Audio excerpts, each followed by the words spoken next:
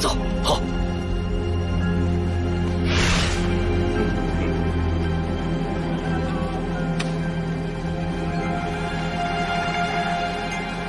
来看一看啊，看一看青毛胆子啊。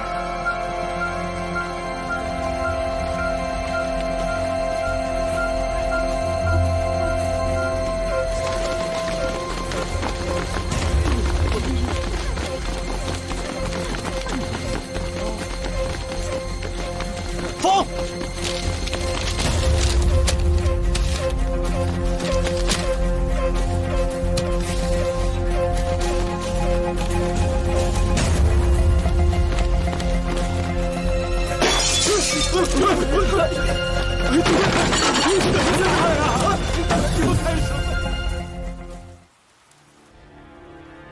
你不知是怎么回事，听到了吗？他说他不知道是怎么回事。齐策，你是不是想本侯来告诉你，到底是怎么回事？属下真的是谨慎万分，不敢有半点疏漏。但确实不知是谁在捣鬼，或许是那个肃王。还敢说自己行事谨慎？齐策，如果密探组织被毁，还留你有何用？侯爷，求您留齐大人一命。还有你，不是跟我说过，你不是说你们认识江湖上一个组织叫如意楼，他们无所不能，什么都知道吗？为什么不找他们？主上，素来是如意楼先联系我，他们找上我也是为了从我这里获取更多的信息。可他们行事向来谨慎，如今已经许久没有露面了。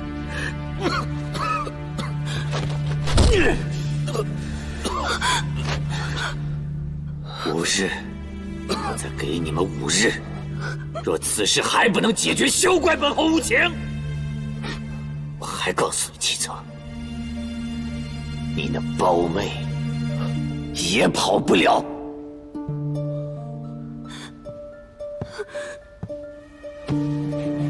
大人，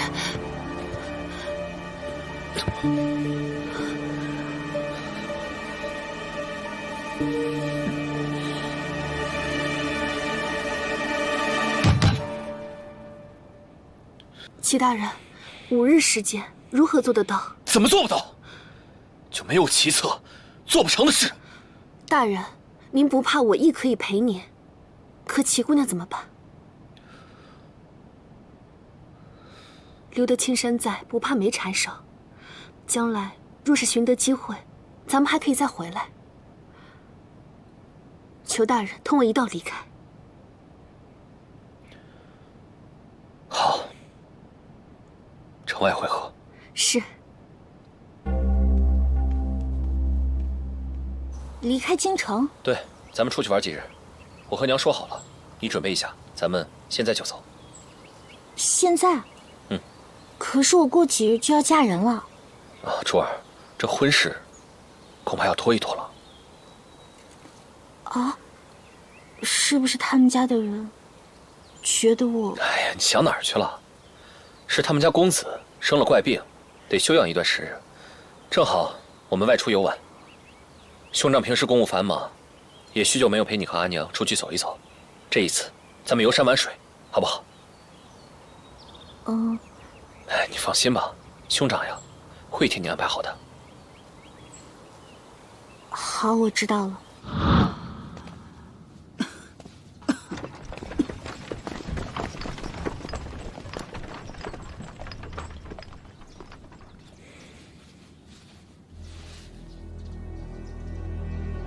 雪妹妹，我不会害你的，只是你一定要和我一起走。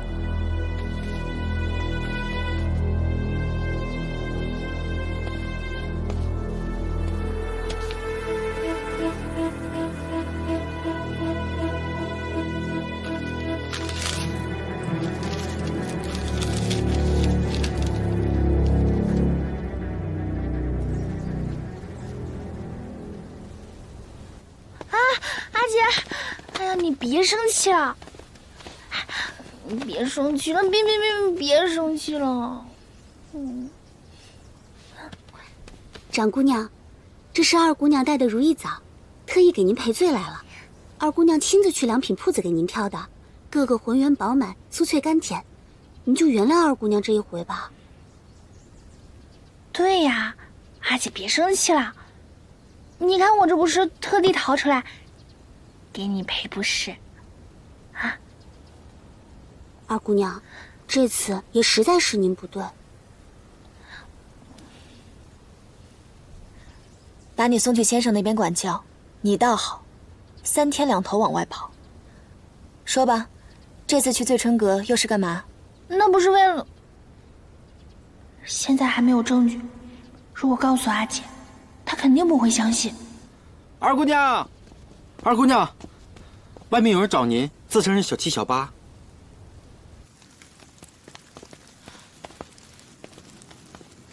小七小八，哎，又查出什么了？别怕，说。二姑娘，不是我们不说，只怕我们说了，傅轩姑娘也不愿意信啊。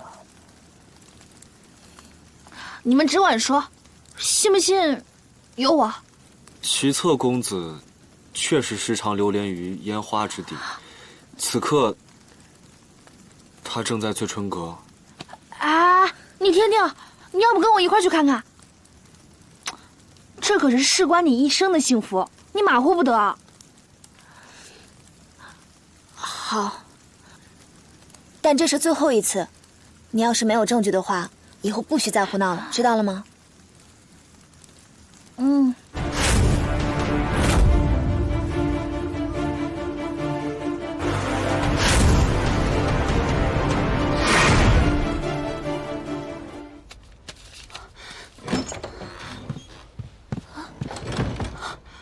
说吧，找。你怎么来了？不是说好城外会合的吗？我收到你的，不好，有诈！哎呀，走。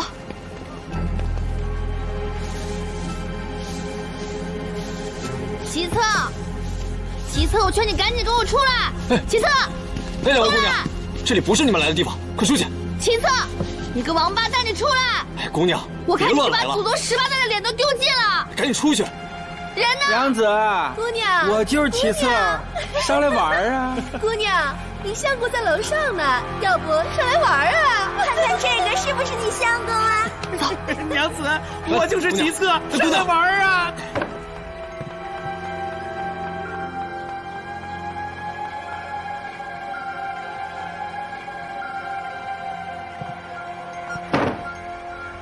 不对劲，外面都没有小贩，连摊位都撤了。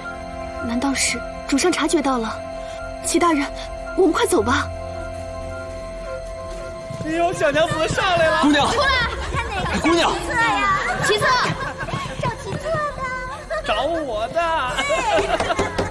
出来！出来！齐策，直接敲门了。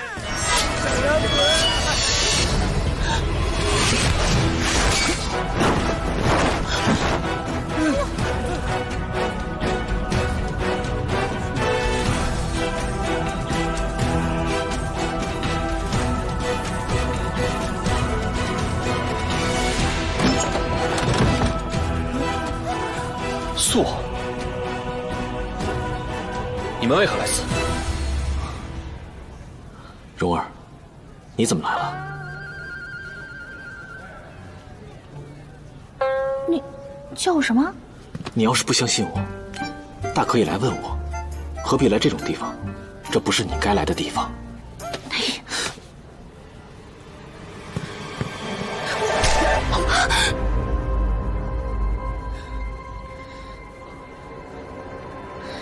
齐策，我双亲为你所亲，以为你正直可靠，就把阿姐许配给你。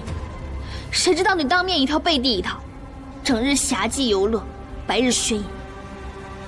轩妹妹，我其实想……傅姑娘，这是一场误会。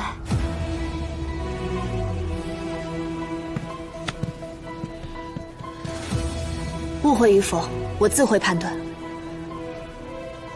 其策，之前是我傅家看走了眼，从今以后，我傅轩与你一刀两断。轩妹妹，别跟啦！齐大人，美色误人呐！轩，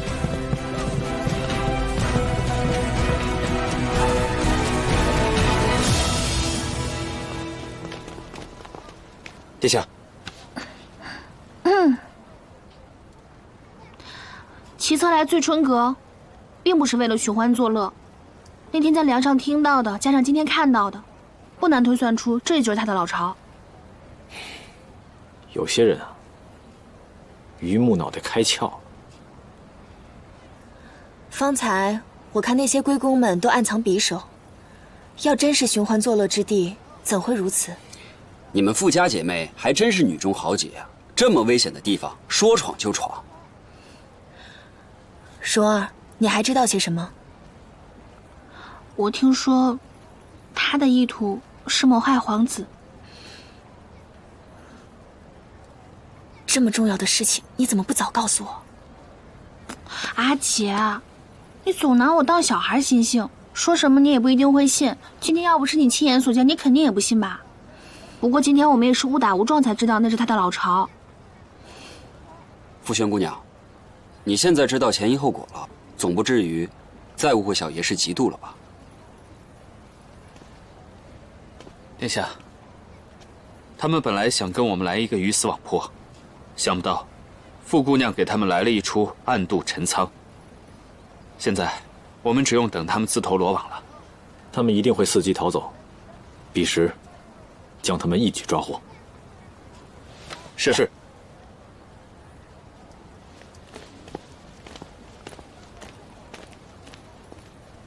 伍拜奇，在。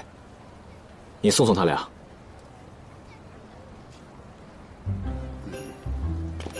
傅姑娘，请吧。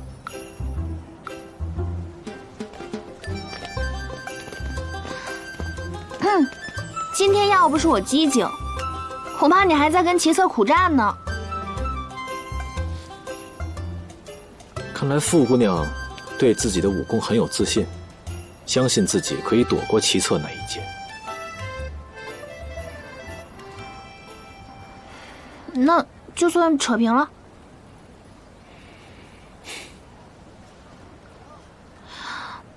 我还有件事想求王爷。齐策的妹妹跟他年迈的母亲都是无辜的。本王自会调查清楚，无辜之人定不会受到牵连。你求我啊？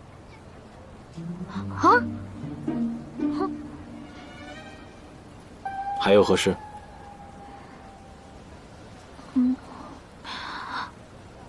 齐策有没有可能？你想本王饶他一命？做人不要太贪心。哎呀，以德报怨，何以报德？他的目的是刺杀皇子，按照大禹律法，自是死刑。而且他要杀的是你，我还向你求情，岂不是慷他人之慨？你爱怎么办怎么办吧，我管不着。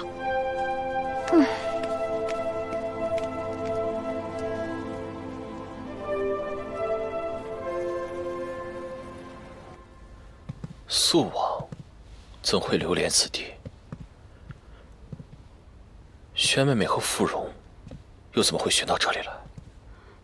这件事我已经派人在查了，已经问过了。楼下小贩不见，是因为隔壁东街有急事，小贩们都去隔壁东街摆摊去了。你先下去吧。是。你召集人手，我们接夜出城。是。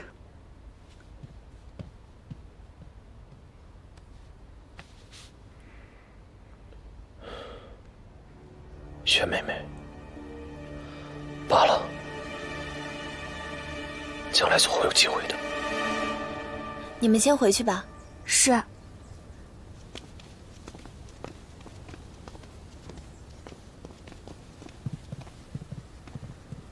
小侯爷有什么话可以直接说。哦，我是想说关于齐策的事情。虽然你所托非人，但是现在发现总好过将来发现。总之，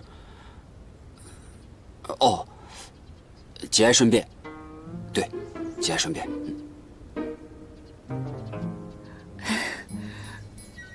多谢小侯爷。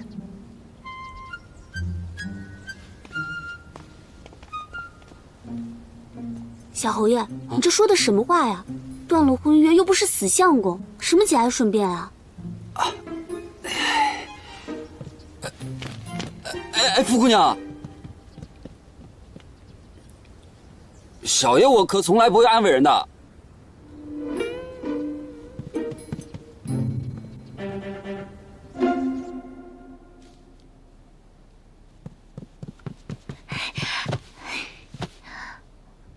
阿姐，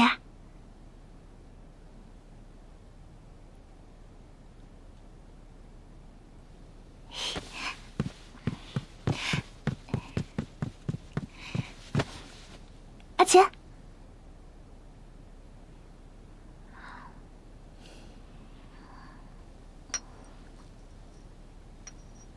齐策的事，蓉儿，我问你一件事儿，可不许隐瞒。绝对不隐瞒。我问你，你与肃王殿下到底有何渊源？渊源？他之前误会我是刺杀他的人，这算不算渊源？只是这样啊？只是这样？你为何要这么问？没什么，我只是觉得肃王殿下对你有点特别。特别？特别凶吧？罢了，可能只是我多想了吧。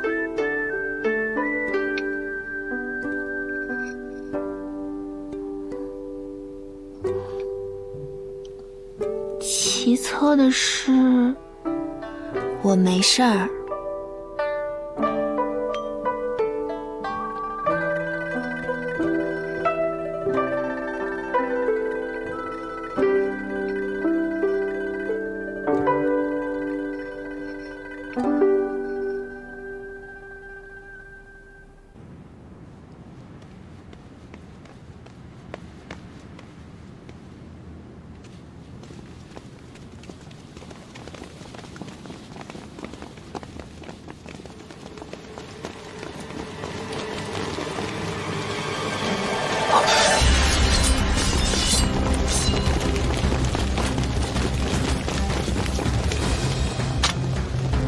还想跑？哼！齐大人深夜出行，可有急事啊？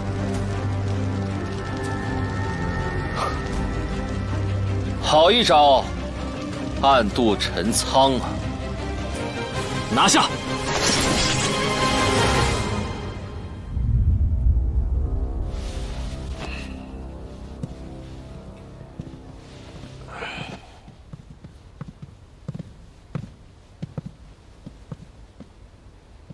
儿臣打扰父皇休息，还请父皇恕罪。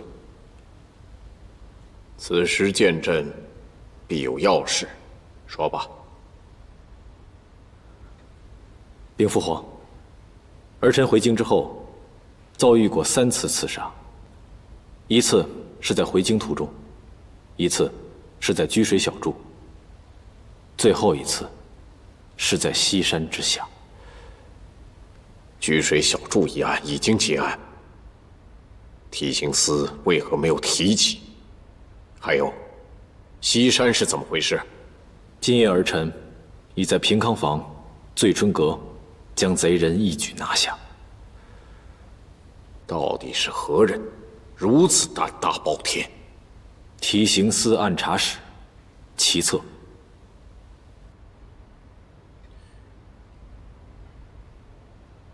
齐策，区一个按察使，竟敢欺上瞒下，谋害皇子。回父皇，儿臣认为，此事由关盐镇军粮贪污案而起，牵扯之大，是一个按察使所不足以承受的。这背后指使另有他人。金儿，齐策一案办得不错。朕既然把锦衣卫大统领之职给了你，你就放心去办案，但是要切记，桩桩件件必须人赃并获，不可授人以柄。儿臣领命。你回京许久，还没有看过你母妃吧？有空去看看她。是。儿臣告退。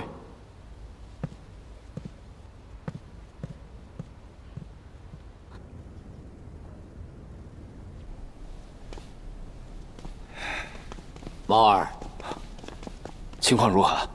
这齐策现在已经被刑部羁押了，主审之人正是徐进。这齐策，这吃里扒外的家伙，嘴巴也不会牢靠到哪儿去。倘若牵出军粮案，我们岂不是完了？属下认为，斩草须除根，只有死人的嘴，才不会暴露任何的秘密。杀人固然容易，可现在事情已经闹到了皇上的面前，秦青已经咬舌自尽了。如果这个齐策，他再死在狱中，那岂不是更加令别人怀疑？杀人灭口，就你聪明。猫儿，你先不用担心。一个小小的齐策，本后还是拿捏得住的。只是这打蛇要打7寸，此时必须要有端妃娘娘出手相助，才可确保万无一失。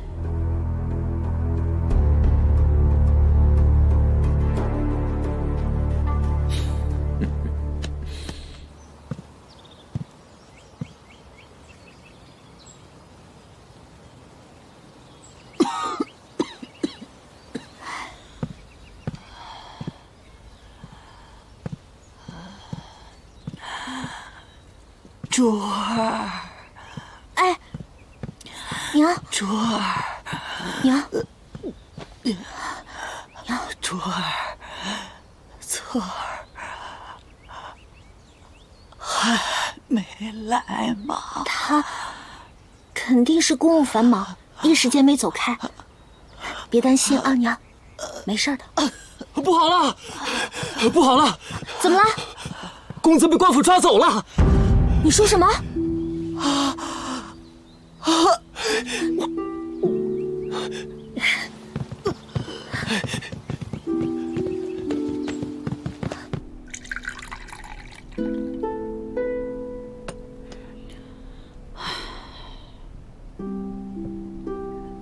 娘，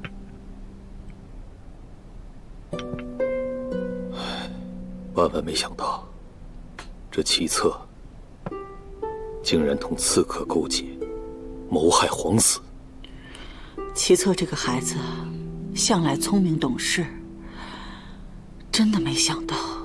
之前我们与齐家交往甚密，此番怕是难脱干系啊。我为官多年，一直谨小慎微，可今日还是遇到了这麻烦事，只是苦了我们家轩儿。我没事儿。爹，娘，你们不必担心。我有一事想请求爹娘答应。何事啊？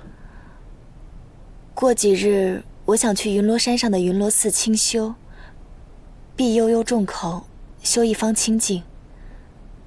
爹爹可应我？去清修一段时日也好。你何时动身？现在齐策已经入了狱，蓉儿担心竹儿出嫁没有娘家撑腰，便想把她接过来住。要不我等安排好此事后再动身吧。这珠儿也是个苦命的孩子。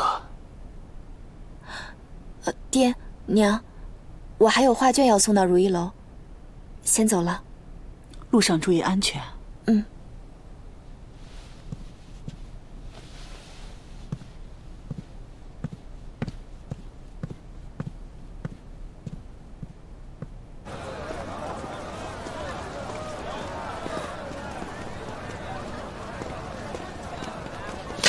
啊！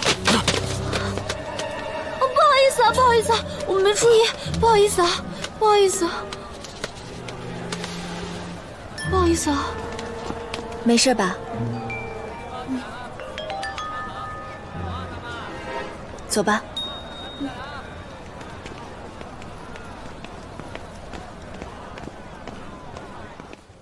刘掌柜，傅轩姑娘，我把推荐字画带来了。还麻烦你亲自送一趟来，您过目一下，还望您能喜欢。这真的太好了，这是我想要的。敢问，刚刚与哪位姑娘拿错了画卷？是你？你不是凤来仪的碧玉吗？是，刚才不小心冲撞了这位姑娘，实在是抱歉。我赶着将画送给我们吉掌柜呢，这一不小心便拿错了。刚才看到这两幅画的卷轴跟这两幅是不同的。所以就立马送来了如意楼，还好你们都在。谢谢。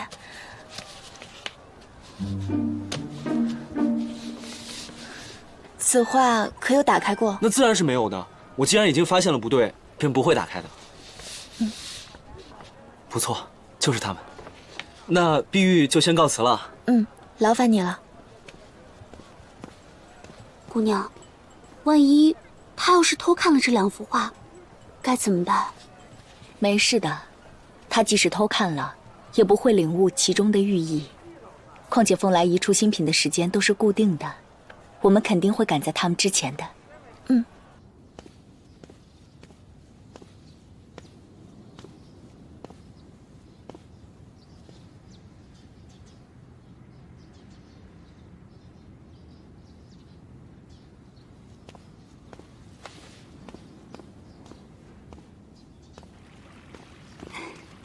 快，殿下就快到了。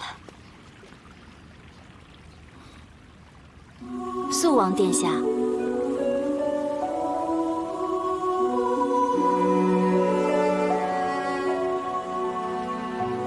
参见母妃。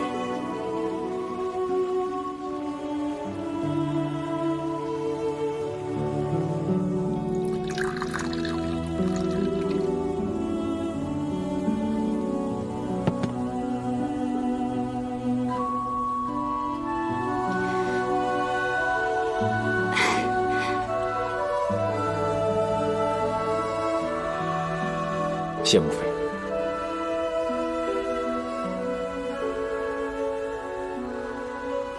味道如何？好茶。喜欢就好。没想到你都长这么大了。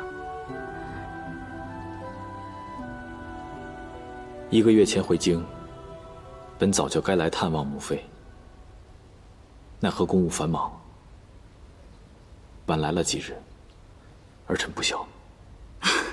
没有没有，公务要紧，你总要多注意安全才是。是。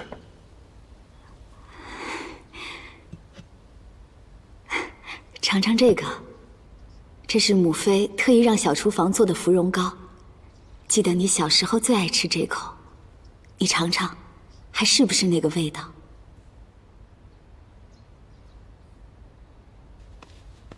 母妃，母妃，我听说4个月。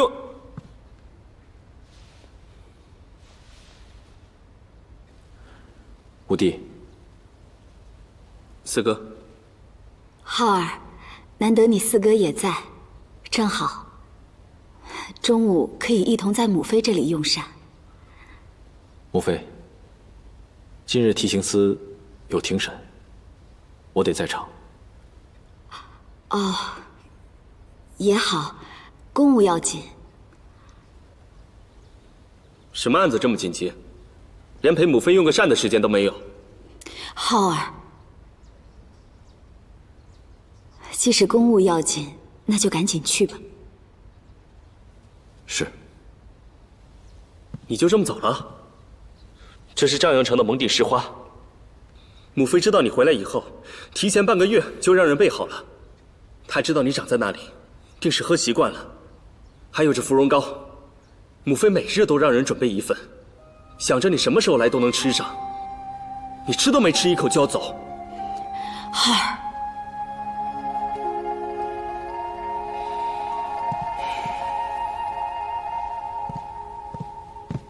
爱吃不吃，你不吃，我吃。母妃，你盼了这么多年，他回来1个月，头一回来看你，这才坐下没多会儿，便要走。您昨夜是不是又担心一宿没有睡？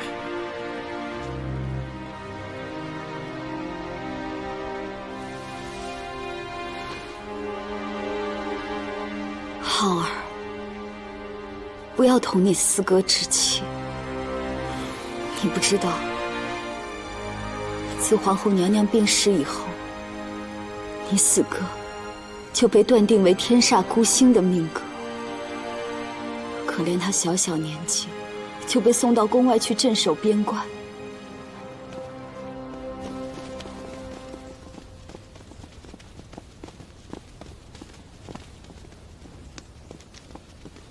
大夫人，大夫人，求求你，还2件嫁妆给我行吗？兄长如今身陷囹圄，需要钱打点。婚都被退了，还想要嫁妆钱？大夫人，卓儿从小到大从未向您提过任何请求，这次卓儿实在是没有办法。兄长的，你是不提请求则已，一提惊人呐！你哥可是刺杀皇子的重罪，我们避都来不及避了，你还要花钱打点，怕是恨不得齐府上下受牵连吧？求求您了，大夫人，求求您了，我求求您了，大夫人，大夫人，起来，别磕了，起来，蓉儿，我娘得知兄长入狱的消息，已经昏迷不醒了，我害怕，我想见兄长一面。行，我去想办法。不是我说啊，卓儿兄长给他准备的嫁妆，你有脸吞得下去？今日晚上之前，所有东西都还给他，少了一样，空堂见。你们还真是晦气！哼！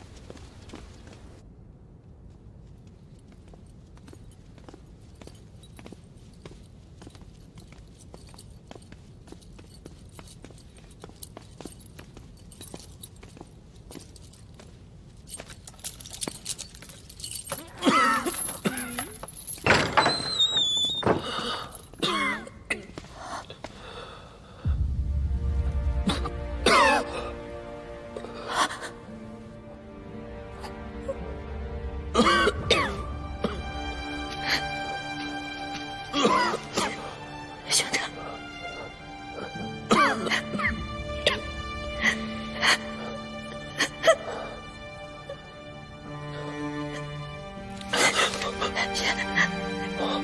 卓儿，兄长，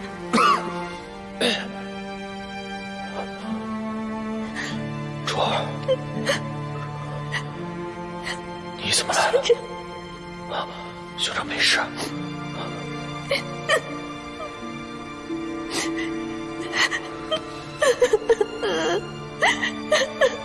兄长，究竟发生什么事了？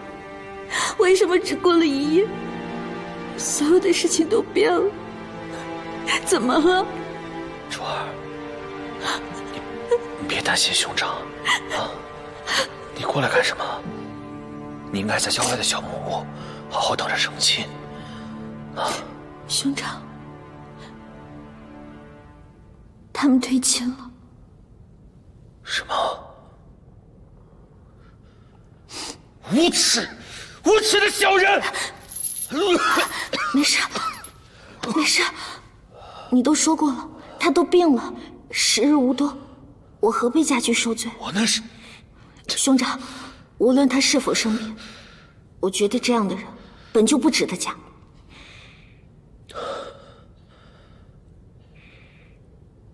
别怕，娘呢？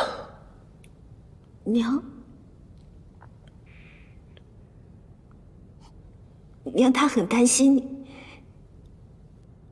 但身体没有什么大碍。你们没事，我就放心了。哎，珠儿，你怎么进来的？是蓉儿，若不是她，芙蓉，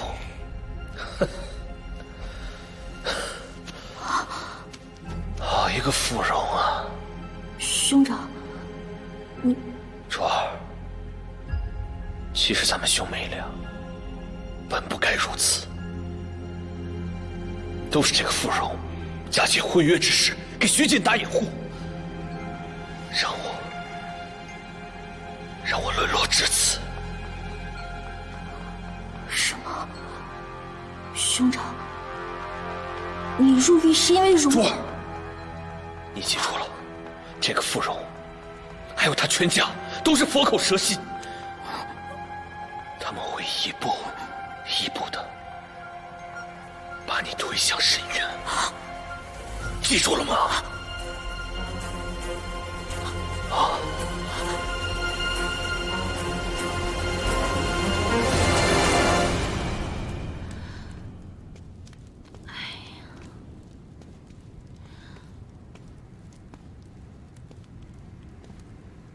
竹儿，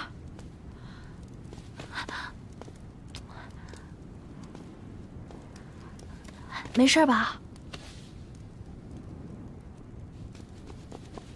姑娘，不好了，你娘她……怎么样？老夫人本就久病，这几日忧伤过度，加上来往奔波，恐怕……七姑娘，请早日准备后事吧。大夫，我求求你，大夫，求你了，大夫，哎，大夫，珠儿，娘，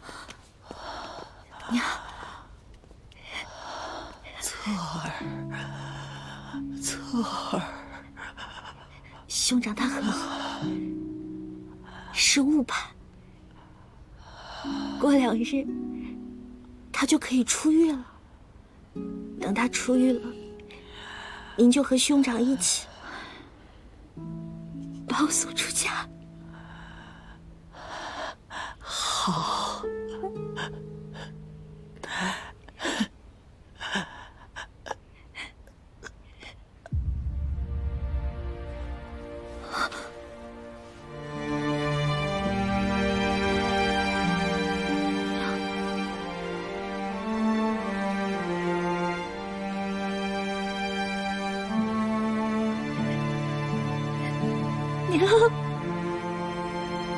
娘，珠儿，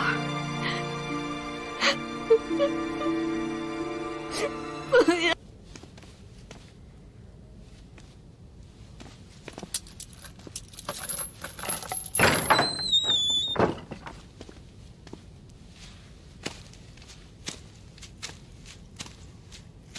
齐大人，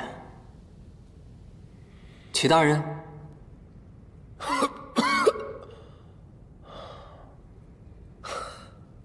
又来了，主上又有什么威逼利诱之法吗？哎呦，齐大人，您就别找我发牢骚了，我也只是一个传话办事儿的人。况且，这主上对您也不薄了，不信您自己瞧瞧。这成王生母，端妃娘娘。见民女齐竹为母祈福，是一步一叩首，甚是感动。姑娘，你一步一叩，所求何事？民女只想救我兄长一命。你们兄妹倒好，彼此都想着对方。只可惜，本宫只能救下你。念你孤苦伶仃，又一片孝心，正好，本宫身边也缺一个提己之人，不如你就随本宫进宫吧。这陛下听闻此事，赞其忠孝佳，封其清平县主，择日正式册封。孤独无依，被退婚也好，一步登天为清平县主也罢。这一切都在那个人的鼓掌之间，更在您的一念之间呢。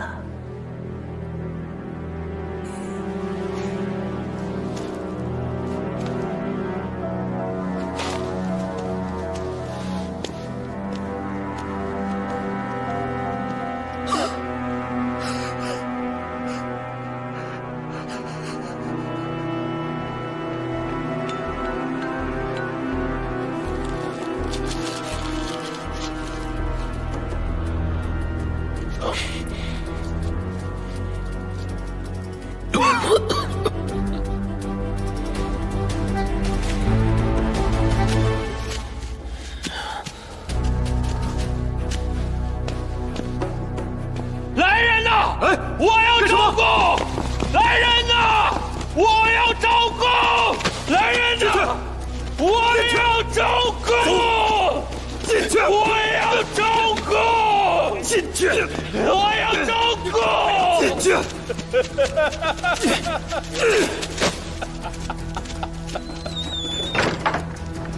我要招供！来人呐！我要招供！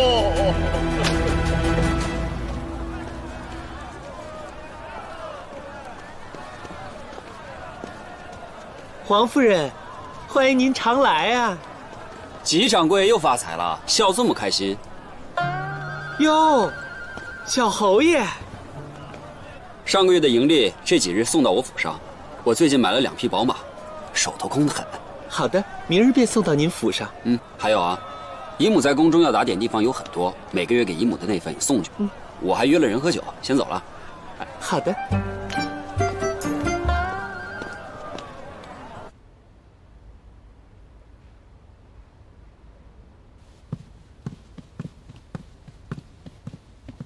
殿下，刑部的刘大人到了。参见苏王。那齐策已经认罪伏法。齐策认罪了。王爷，请看。他说自己利欲熏心，与醉春阁有所往来，利用职务之便要挟官员和富商，以此谋利。见王爷回京后，心中害怕。索性想先下手为强，才屡次派人刺杀王爷您。此事说不通啊！他怎会未卜先知，知道我会接管锦衣卫，便在我回京的路上暗杀我？齐策人在哪儿？本王要亲自提审。回王爷，他昨日一头撞死了。今日已死无对证。本王知道了。王爷，下官告退。齐策一死，线索便这样断了。齐策的妹妹齐竹被端妃娘娘收作义女，封清平县主。可这端妃娘娘，不正是成王的母妃，信都侯先夫人的胞妹吗？父皇怎么会在此时准许齐策之妹为清平县主？上一回您抓获齐策之后，深夜入宫觐见。陛下明面上是想让您继续查下去，实则也是在提醒您需要小心谨慎。若无万全的把握，切忌操之过急啊！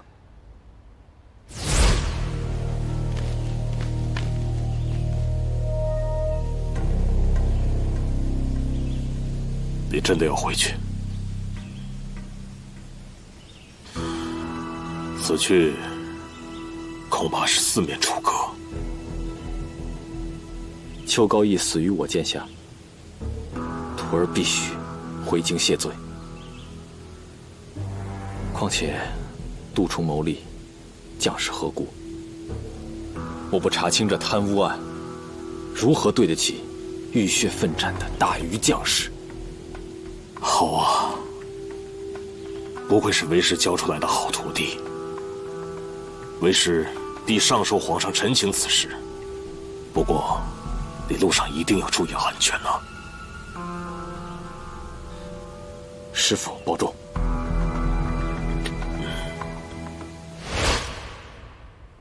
四面楚歌，那又如何？大禹将士的安危，比我一人更重要。许家，你去查查，这位清平县主到底在哪儿？是。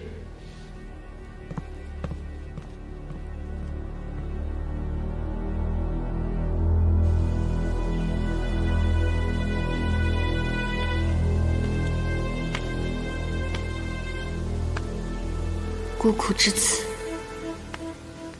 即便是滔天的富贵，又同我何干？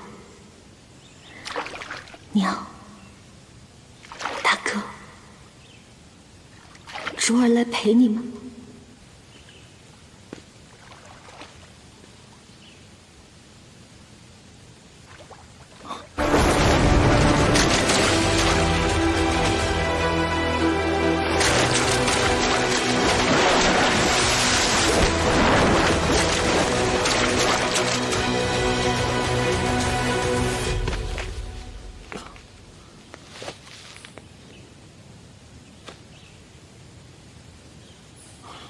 竹儿，竹儿，竹儿，竹儿，竹儿，竹儿，竹儿，醒醒！竹儿，你醒醒！我带你回家。跟你没关系。你为什么又做傻事呢？说了跟你没关系。我现在是县主了，是多少人求也求不来的地位，不再是那个软弱可欺的齐主，是清平县主。我开心还来不及呢，寻死做什么呢？竹儿，你真的要依附端妃吗？他突然施恩于你，肯定是……怎么？你害怕了？你怕我成了县主，有了端妃这个靠山会对你不利？也对，他还是燕世子的姨母，你怎么可能不怕？不是这样的，我是怕他们利用你害你。我兄长以死换我富贵，你现在要让我舍弃这一切？芙蓉，我兄长说的没错，你就是菩萨嘴，蛇蝎心。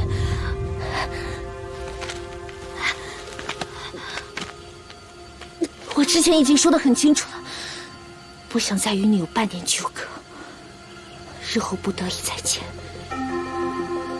就当做我们素未相识。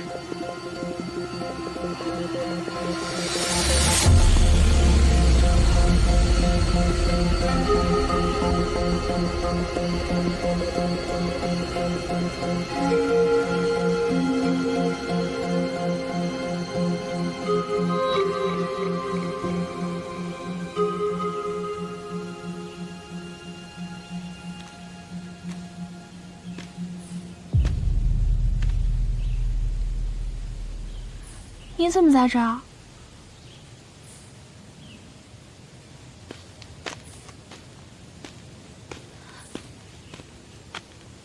是你救了竹儿？其策他咎由自取，你不必如此愧疚。卓儿她生性纯良，我怕她卷入斗争漩涡就很难脱身。我忘了殿下也是在宫中长大，我刚刚那番话绝对没有讽刺您的意思。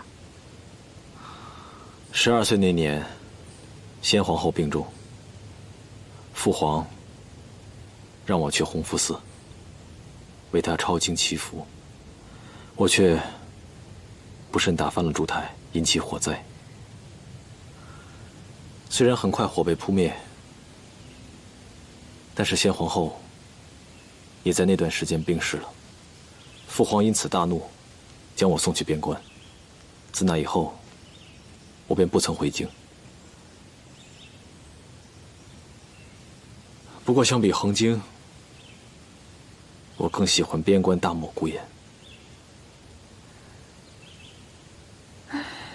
这里风大，咱们先回去吧。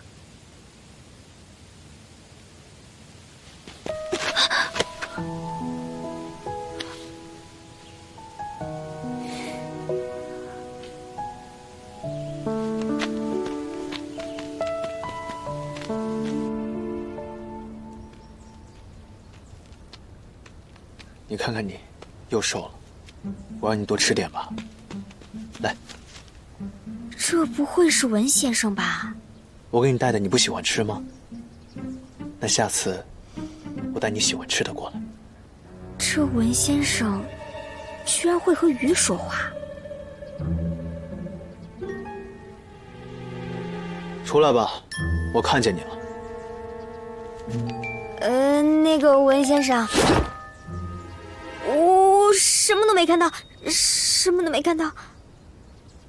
这件事不允许别人知道。好啦，我发誓，即使是提刑司拷打我，我都绝对不会说的。谢谢。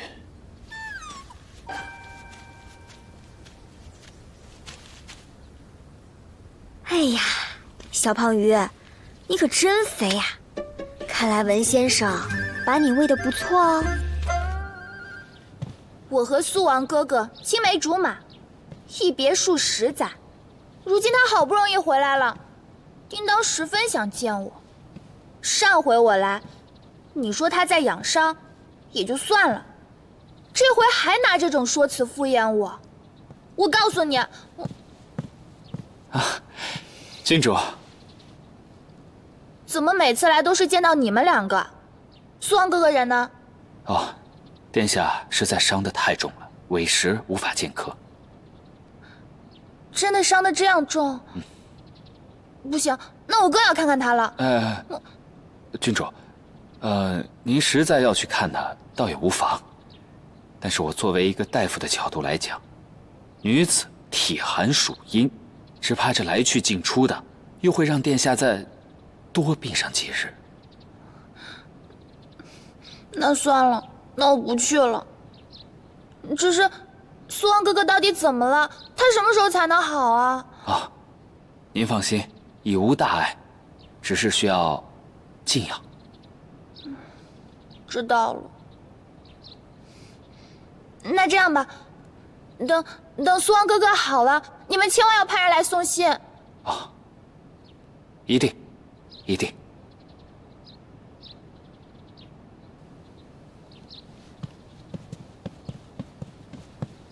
郡主慢走。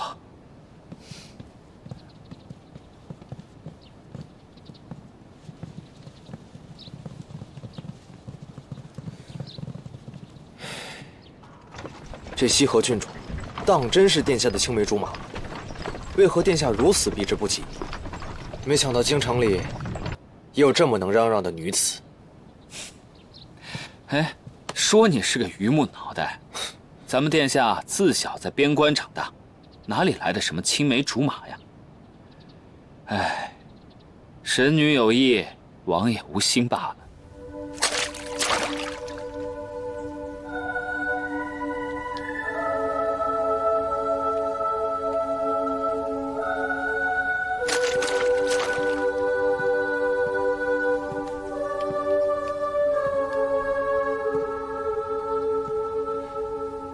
怎么有心事？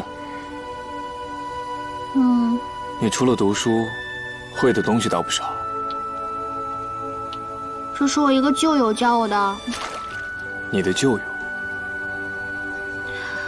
除了竹儿，我也没有什么闺友，就是幼年的时候救了一个小男孩，是他教我的。后来他家人找到他，就把他带走了，要不然我就让我爹收了他，一直留在我身边当个小跟班。傅姑娘可否教我一二？首先得找一个扁平的石头。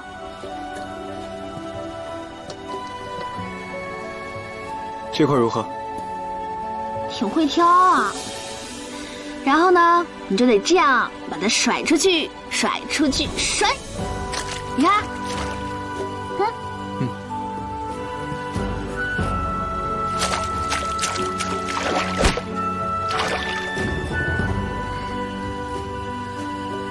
高人啊！不仅会作诗，教什么都会呢。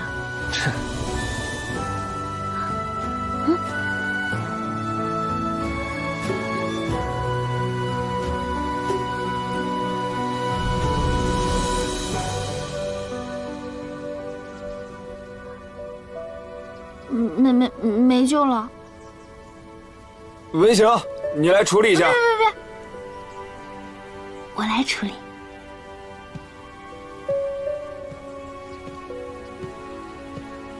今日厨房说炖的鱼肥嫩且鲜美，我便想，会不会是小胖？这是他最后的鱼骨头。那个文先生，您节哀。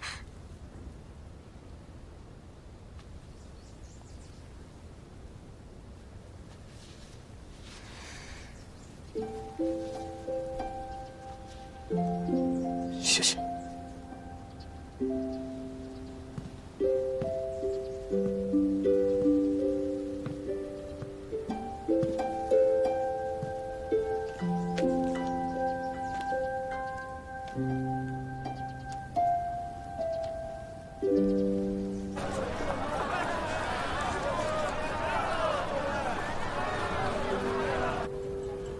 王夫人、李夫人，这镜花水月呀，可是我们这里的镇店之宝。这几幅画还真是美极了。要是喜欢的话，我给你俩打个折。这么多人，你们再来看这幅，哎，这幅更好。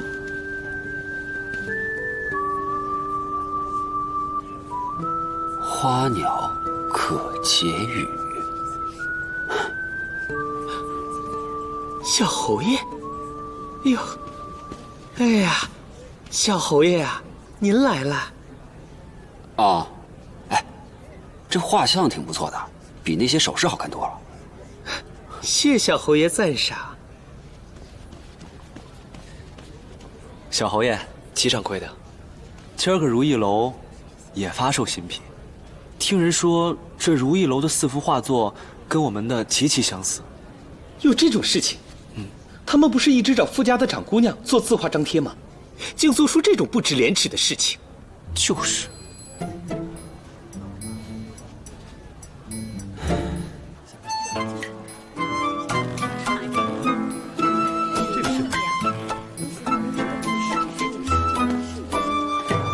傅轩姑娘，你这几天真的是辛苦了，要不早点回去休息吧。刘掌柜，你也辛苦了，祝这次的新品大卖。谢谢。这如意楼也太无耻了些，竟当真抄我们的画，还抄得如此光明正大。小侯爷，你们也是来看今天的新品的？齐掌柜，你刚刚这话是什么意思？傅姑娘，这4幅画是你画的？这4幅画是我一笔一笔关在家中勾勒出来的。你这话是什么意思？你抄袭凤来仪的推荐字画，连镜花水月羽化飞升这8个字都照抄补，还要我明说？我不明说，是想给你留一分薄面。什么？你们凤来仪也有那镜花水月羽化飞升？哼，傅姑娘，从前我觉得你冷冰冰的，看着让人觉得不爽，现在看你惺惺作态，倒怀念起你以前那冷冰冰的模样。罢了，不想承认就算了。哎，慢着！你给我说清楚，我们两家的话都没有公开过，你告诉我从何去抄？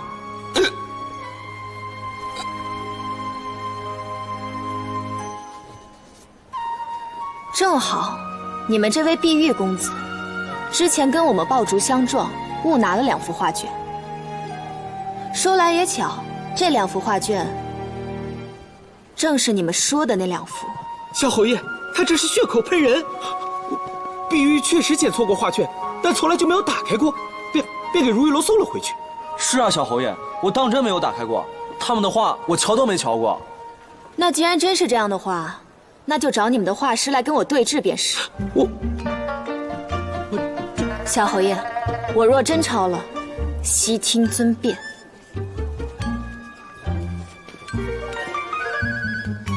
好。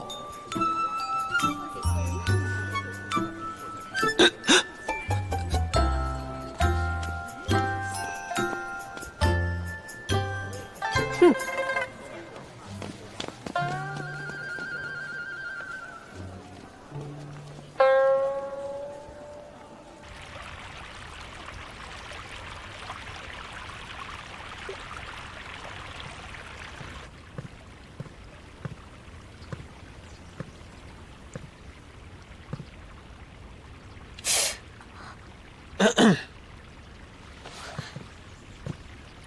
文先生，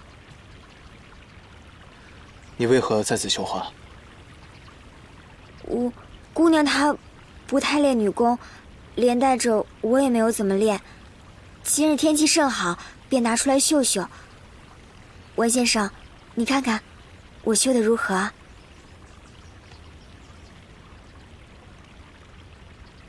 谁教你绣的？我自个儿学的。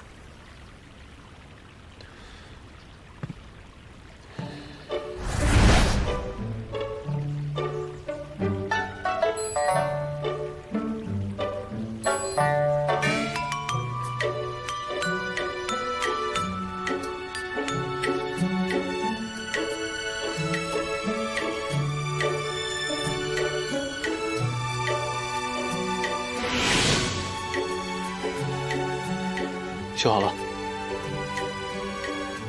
哇，文先生你好厉害啊！哎，文先生，我只是觉得你平日里冷冰冰的，只会舞刀弄枪，实际上既会养鱼，又会绣花。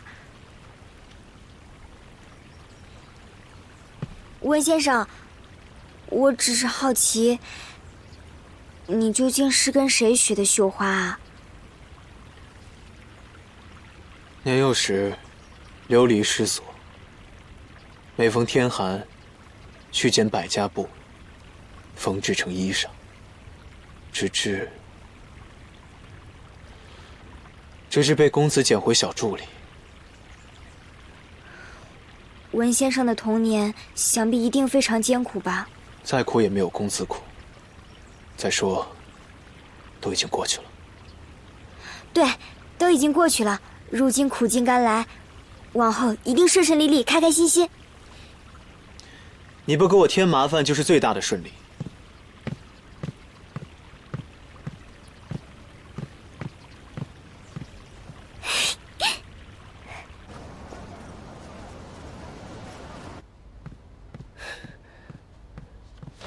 殿下，如意楼找到了。爷，从来都是这如意楼楼主主动上门找人，咱们找他那无异于大海捞针呐。废物！这眼下运粮的财路断，好不容易上天开眼，让本王找到了一个金矿，但是又运不出炸药来。叫我看啊，还没找到如意楼，本王早就喝西北风了。哎呀，爷，这也未必呀。我听说啊，那个如意楼耳目众多，说不定咱们动静闹得大点儿，那楼主自己就出来了。哼，你想得倒美！叫我看，就你这样的蠢货，他是。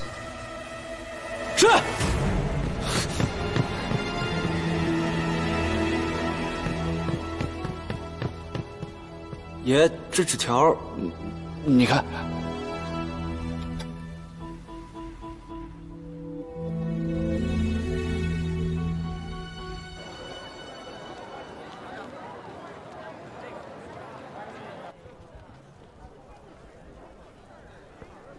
既然彭画师内心这么胸有成竹，那可否请你为大家说一说，这镜花水月、羽化飞升，是如何与鸟语花香、意趣盎然联系在一起的？镜花水月，画中女子发现所谓明月不过幻梦，只有在身边的花鸟才是真实之物。于是在第2、3幅画中，女子沉浸在了鸟语花香的世界当中，十分开心。小八，你别听他胡说。到最后，更是登上极乐，白日飞升。什么乱七八糟的！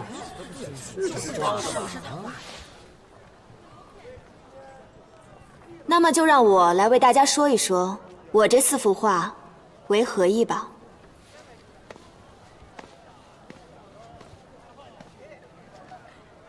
我们如意楼此次的新品通名为“芳华似电”，意为光阴转瞬即逝。这第1幅画“镜花水月”，女子倚在河边，水面上面倒映的唯有天上的明月，便是年年岁岁月依旧，岁岁年年人不同。与日月相比，人生恐总，恍如一梦。这第2幅“大梦不觉”，表示图一确实是一场幻梦。这图中的女子已经稍微有了一些年纪，曾经的年轻貌美，却只在梦中。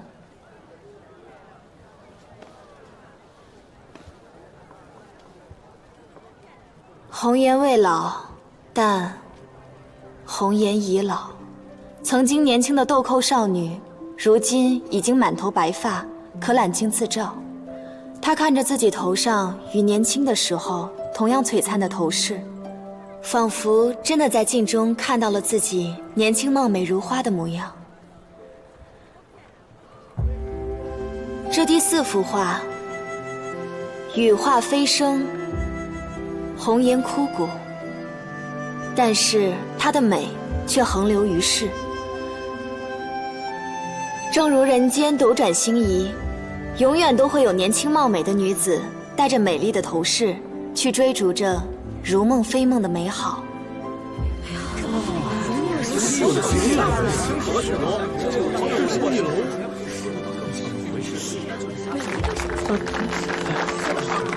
说得好，听完2位对自己画的描述，想必大家心里应该很清楚，谁是自己心中所想，谁是临时凑数。如意楼，如意楼，如意楼，如意楼，如意楼，如意楼，如意楼，如意楼。这些都是我在思考时所画的一些零碎细节，请大家过目一下。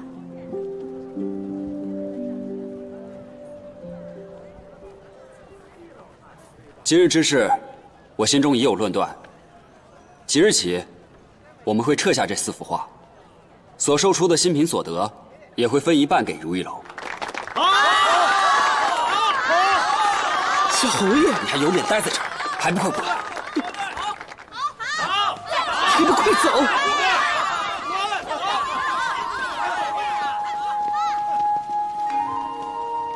还有，此前对傅姑娘出言不逊，是我错了。今日我先回去处理这件事情，改日一定登门致歉。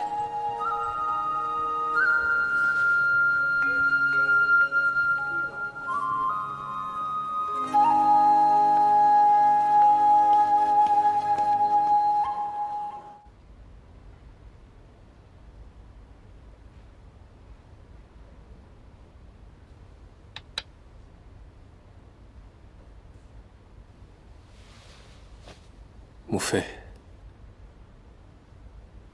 您曾经说过，只要孩儿能破了这盘棋局，你就会回来。您失约了，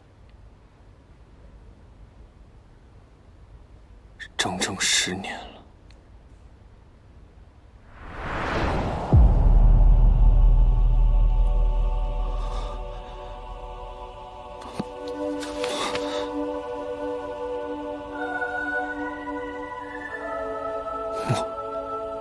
母妃，下棋切忌贪胜，不可攻彼忘我。母妃教你的，你都忘了？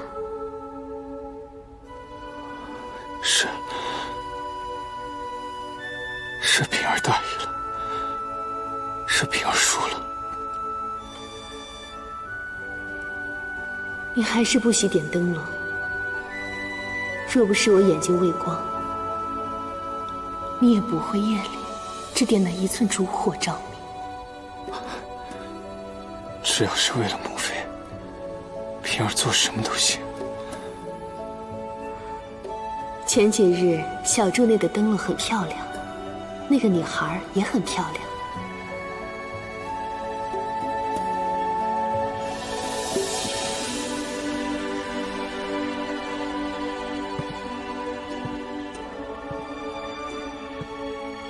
平儿，为了自己，好好的活着。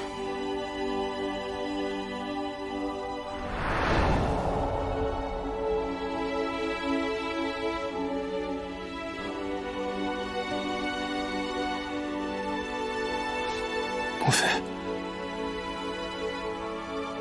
母妃，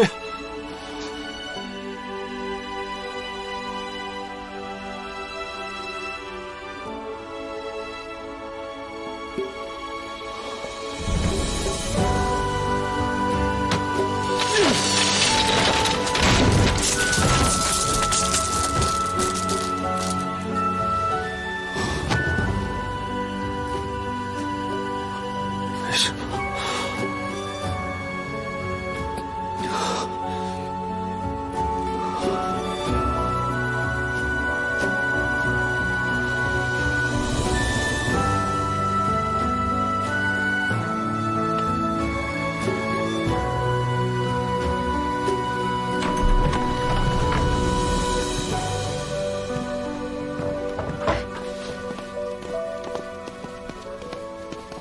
你终于出来了，等你半天了，太阳都下山了。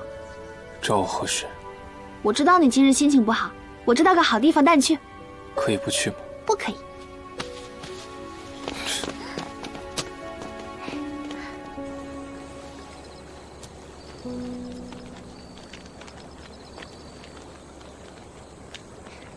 先生，你要有什么愿望就写这个油纸灯上，可灵了。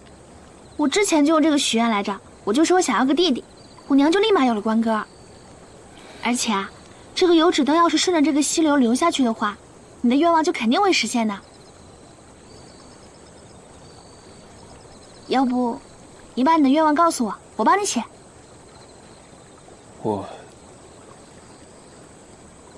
我想再见我娘亲一次。好。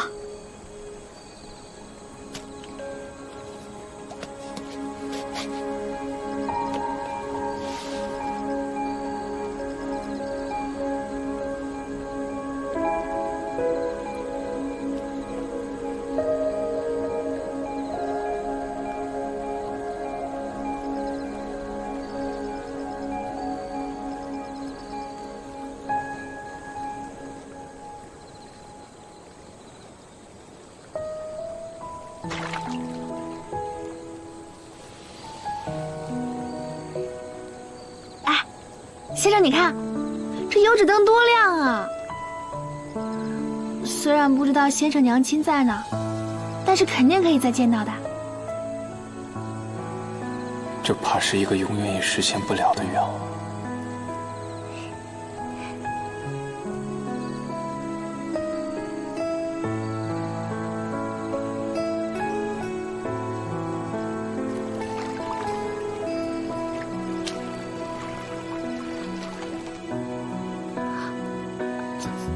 卡住了，这也太不吉利了。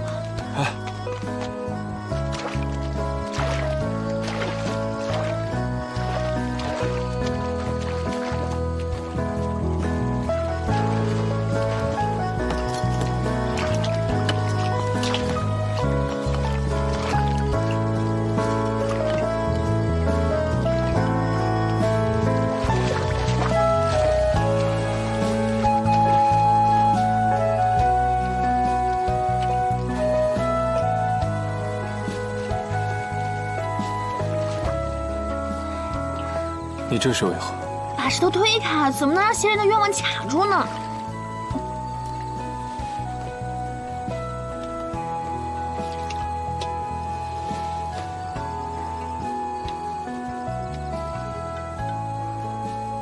希望爹爹给我长小用气。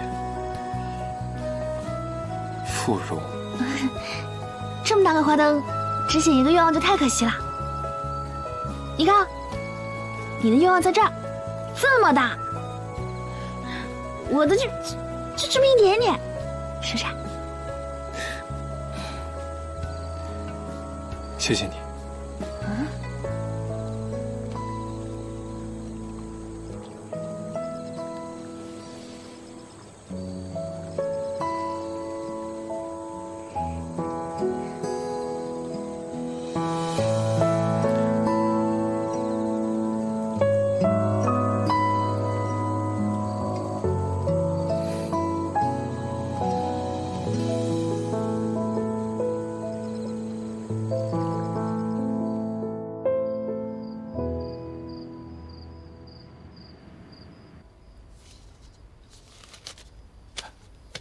捡起来，捡起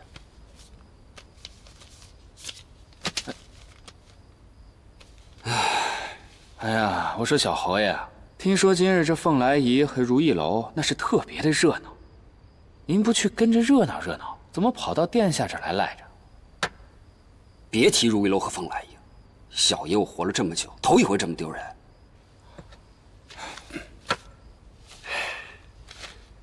这殿下府上的酒啊，真不比梨花酿差。这醉春阁是没了，我就只能来这儿借酒浇愁了。小侯爷，您要喝，您到外面去喝，这里是重要的东西，万一洒了怎么办？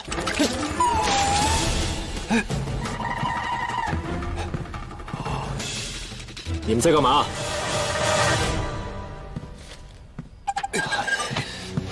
殿下，殿下，